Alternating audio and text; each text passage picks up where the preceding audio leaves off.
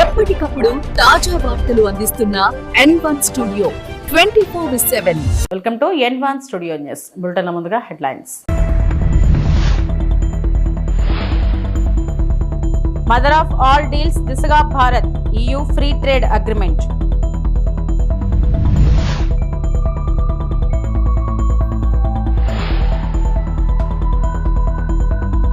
తిరువనంతపురంలో ప్రధాని Modi road show, అభివృద్ధి పనులు ప్రారంభం.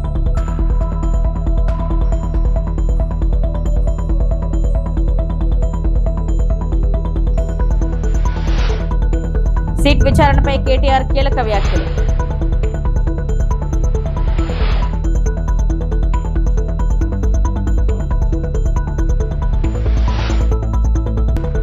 జిల్లాలో అంగరంగ వైభవంగా యువనేత నారా లోకేష్ జన్మదిన వేడుకలు.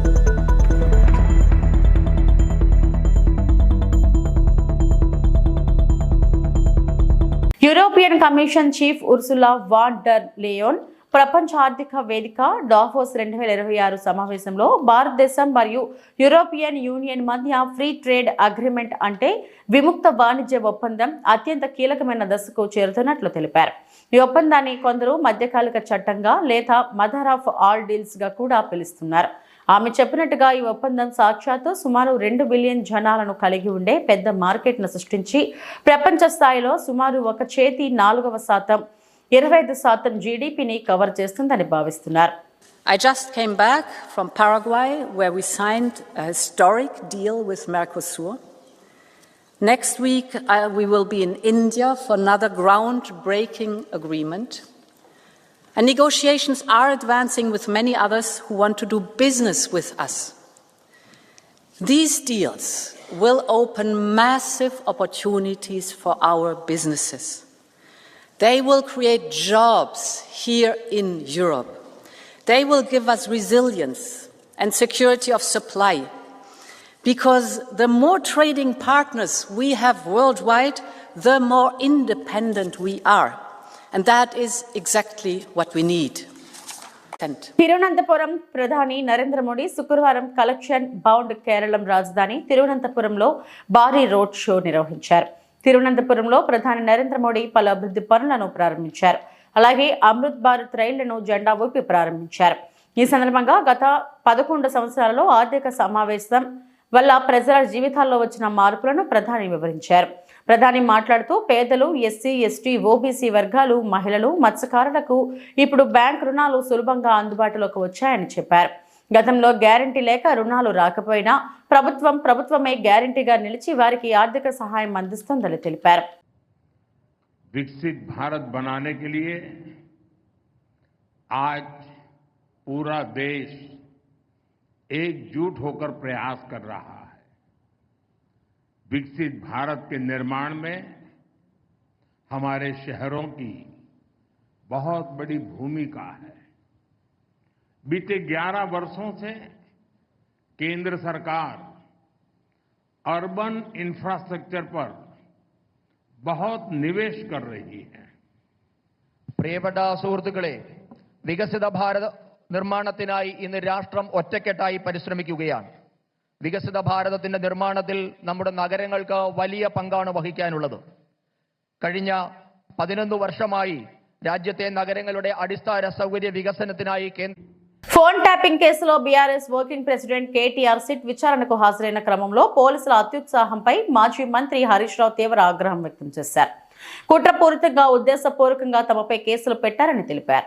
ఈ కేసులో కేటీఆర్ విచారణకు హాజరయ్యారని, రేవంత్ రెడ్డిని కూడా ఫోన్ ట్యాపింగ్ పై విచారించాలని డిమాండ్ చేశారు.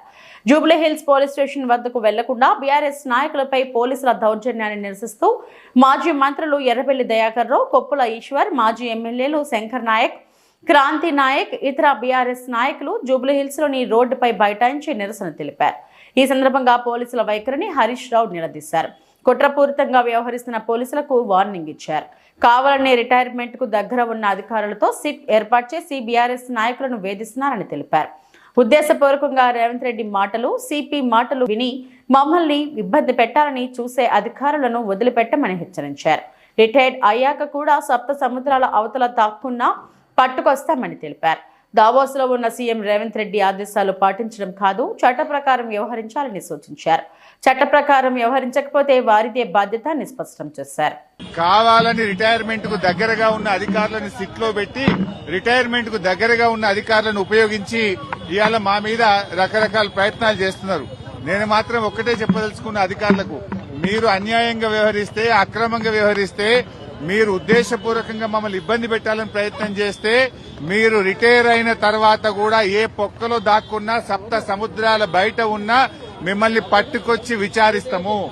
ఎవరిని వదిలిపెట్టే ప్రశ్నే లేదు. చట్టాన్ని అతిక్రమించినా, న్యాయబద్దంగా వ్యవహరించకపోయినా, ఉద్దేశపూర్వకంగా తప్పుడు ప్రచారం చేసినా, తప్పుడు లీకులు ఇచ్చిన పోలీసు అధికారులను వదిలిపెట్టే ప్రశ్నే లేదు. అంతకంతకు అనుభవిస్తారు.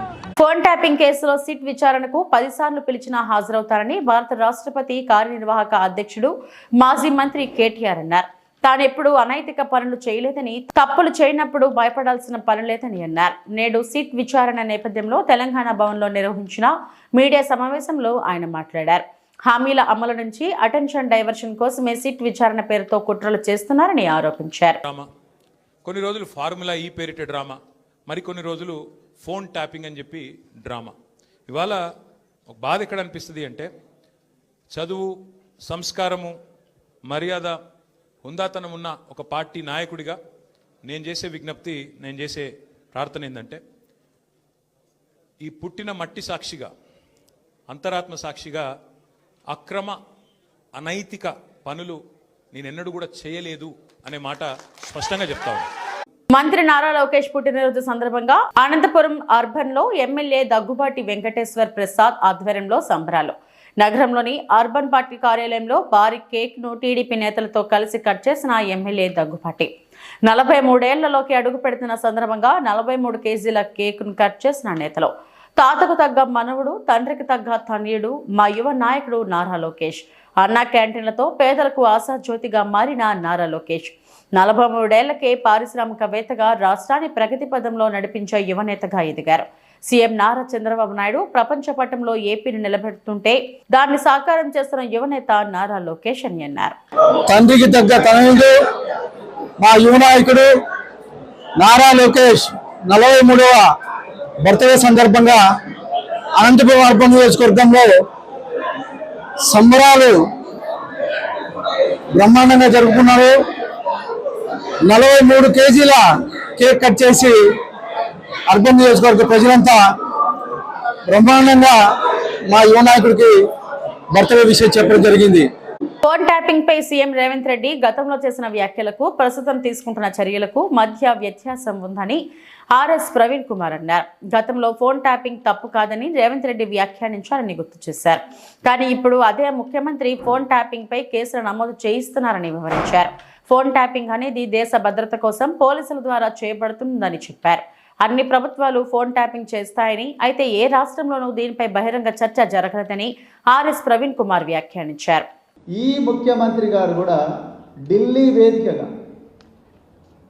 టెలిఫోన్ ట్యాపింగ్ తప్పు కాదు అని చెప్పి రకరకాల, ఇది సాక్షి పత్రికలో వచ్చింది, అదేవిధంగా ఆర్టీఓలో వచ్చింది, టెలిఫోన్ ట్యాపింగ్ తప్పు కాదు, టెలిఫోన్ ట్యాపింగ్ జరుగుతూనే ఉంటుంది అని చెప్పి ఈ ముఖ్యమంత్రి గారు కూడా చాలాసార్లు చెప్పిండ్రు. ఢిల్లీ వేదికగా చెప్పిండు. చాలా పత్రికల్లో కూడా ఇది ప్రచురితమైంది. 2025లో గత సంవత్సరం ఢిల్లీలో చెప్పాడు. మరి ఈరోజు ఇదే ముఖ్యమంత్రి గారు ఇదే ట్యాపింగ్ కేసును, నేను మళ్ళీ చెప్తున్నా, ఈ ట్యాపింగ్ అనేది దేశ రక్షణ కోసం గోప్యంగా పోలీసులు మాత్రమే చేసే కార్యక్రమం. తాడిపత్రి మున్సిపల్ చైర్మన్ జేసీ ప్రభాకర్ రెడ్డి సంచలన వ్యాఖ్యలు చేశారు. కాలం మారిందని, గతంలో బాంబులు వేసేవారు ఉండేవారని, ఇప్పుడు వేసేవారు లేరు, మట్టేవాళ్ళు లేరని అన్నారు. తాను గన్ లైసెన్స్ కోసం హోమ్ మినిస్టర్ అనితకు అనేక సార్లు లేఖలు రాశారని, నా సంగతి ఎలా ఉన్నా కనీసం MLA JC Asmit Reddy gun licence renewal కూడా చేయలేదని అన్నారు. ఎమ్మెల్యే గన్ లైసెన్స్ రెన్యూల్ కోసం లేఖ రాసినా ఇప్పటి వరకు చేయలేదని, MLA JC Asmit Reddy gun licence renewal చేసుకోలేని పరిస్థితి ఇప్పుడు ఉందని అన్నారు. ఇక మా కార్యకర్తల పరిస్థితి ఏంటని ప్రశ్నించారు. తాడిపత్రిలో ప్రతి ఒక్కరూ పార్టీ కోసం 5 ఏళ్లు కష్టపడ్డారని, నేను అనేక రకాలుగా నష్టపోయానని, డబ్బులు పోగొట్టుకున్నానని జేసీ తెలిపారు. ఎందుకు చెప్తున్నానంటే కాలం మార్పు వచ్చింది. 3 జీపులు తుపాకులు పట్టుకొని బాంబులు ఉండి అన్నీ ఉన్నాయి. ఈ పొద్దు బాంబు లేదు, చుట్టేవాడు లేడు, వేసేవాడు లేడు. నాయనే ఎగ్జాంపుల్, నాకు ఈరోజు గన్మెన్ కూడా లేరు. నేను నా కుమారుడు రెన్యూలు పెట్టినాం. ఈ చంద్రబాబు నాయుడు ఏమంటే వద్దు, గల్లే వద్దు అంటారు. పోలీసులు నాకు అనుమానం పైనుంచి వచ్చినట్టు ఎవరిది గన్ను రెన్యూ చేయొద్దని. కానీ ఒకందుకు బాధ కూడా ఉంది. ఒంటిమిట్ట ఆలయం వద్ద భక్తులకు ఎదురవుతున్న నిర్లక్ష్యం. అత్యంత పురాతనమైన పవిత్ర పుణ్యక్షేత్రమైన ఒంటిమిట్ట శ్రీ కోదండ రామస్వామి ఆలయం పరిసరాల్లో తీవ్ర నిర్లక్ష్యం కనిపిస్తుంది. ఆలయానికి వచ్చిన భక్తులకు కనీస సౌకర్యాలు సరిగ్గా అందించడం లేదని ఆవేదన వ్యక్తమవుతుంది. ముఖ్యంగా లడ్డూ ప్రసాదాల విక్రయ కేంద్రంలో ఎలాంటి నియమాలు పాటించడం లేదని భక్తులు ఆరోపిస్తున్నారు. ఉదయం 9:30 గంటలు దాటినా లడ్డూ విక్రయ కేంద్రం తెరుచుకోకపోవడం విమర్శలకు దారితీస్తుంది. లడ్డూలు ఎన్ని గంటల నుంచి ఎన్ని గంటల వరకు విక్రయిస్తారన్న సమాచారం ఎక్కడా ప్రదర్శించకపోవడంతో భక్తులు అయోమయానికి గురవుతున్నారు. దూర ప్రాంతాల నుంచి వచ్చిన భక్తులు లడ్డూ ప్రసాదం కోసం గంటల తరబడి ఎదురు చూస్తుండగా కొందరు నిరాశతో వెనుదిరుగుతున్నారు. తిరుమల తిరుపతి దేవస్థానం ఆధ్వర్యంలో లడ్డూ ప్రసాదం ఇక్కడ విక్రయించబడుతున్నప్పటికీ సిబ్బంది అందుబాటులో లేకపోవడం గమనార్హం. టెంపుల్ ఇన్స్పెక్టర్ నవీన్ను వివరణ కోరగా లడ్డూ విక్రయాలు జరుగుతాయని తెలిపారు. అయితే సిబ్బందికి ఫోన్ చేసినప్పటికీ కేంద్రంలో ఎవరూ కనిపించలేదని భక్తులు తెలిపారు. ఇక ఆలయం వద్ద నిర్మించిన విశాలమైన పుష్కరిణిలో బ్రహ్మోత్సవాల సమయంలో మాత్రమే నీరు నింపుతామని, మిగతా రోజుల్లో నీరు ఉంచితే అవాంఛనీయ పరిస్థితులు ఏర్పడతాయని అధికారులు చెబుతున్నారు. అయితే నిత్యం నీరు లేకపోవడం వల్ల భక్తులు స్నానానికి ఇతర ప్రాంతాలకు వెళ్లాల్సి వస్తుంది. కోట్లాది రూపాయలు ఖర్చు చేస్తున్నా భక్తుల సౌకర్యాలపై సరైన దృష్టి పెట్టకపోవడంపై తీవ్ర విమర్శలు వ్యక్తమవుతున్నాయి.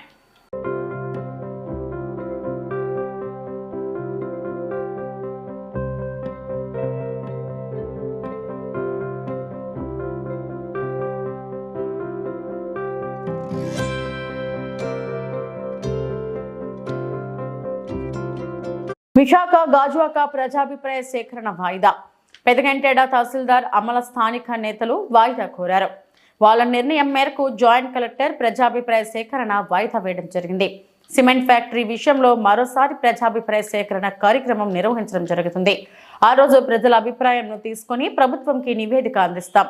ఈ రోజు జరిగే కార్యక్రమం వద్ద ప్రజలు ఆందోళన చేయడంతో వాయిదా వేశాం. అందరికీ నమస్కారం అండి. ఈరోజు ఏదైతే ప్రజాభిప్రాయ సేకరణ జరగడానికి నిర్ణయించామో అది అందరికీ తెలిసిన విషయమే.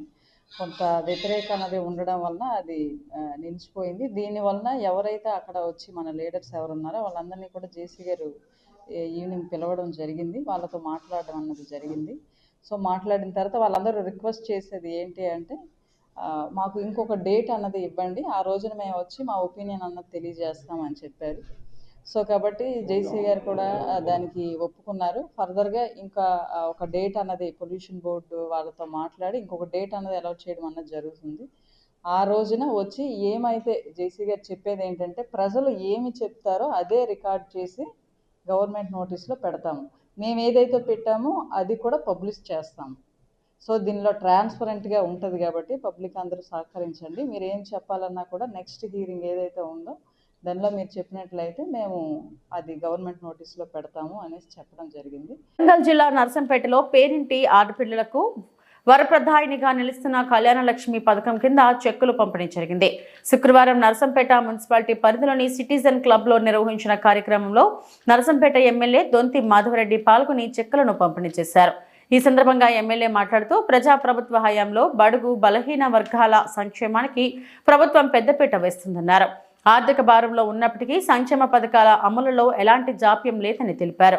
కార్యక్రమంలో market committee chairman పాలాయి Srinivas, vice chairman Haribabu, ప్రజాప్రతినిధులు, పార్టీ నాయకులు మరియు అధికారులు పాల్గొన్నారు.